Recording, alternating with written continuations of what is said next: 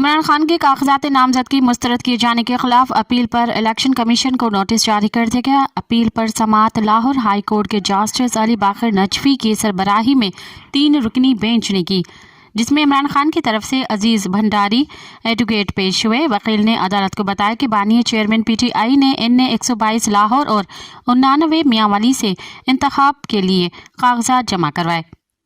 دونوں جگہ کاغذات نامزدگی مسترد کرنے میں توشہ خانہ کا الزام ایک جیسا ہے۔ NA-122 میں تائید کنندہ کے حلقے سے نہ ہونے کا الزام لگایا گیا۔ وکیل نے مزید کہا کہ NA-99 میں توشہ خانہ سزا کے علاوہ کوئی الزام نہیں۔ توشہ خانہ میں سزا اخلاقی پستی کو بنیاد بنا کر سنائی گئی۔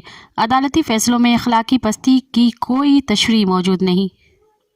مزید خبرن ऐं तफ़सीलात लाइ विज़िट कयो असांजी वेबसाइट www.awamiNewsHD.com ऐं ॾिसंदा रहो अवामी न्यूज़ HD।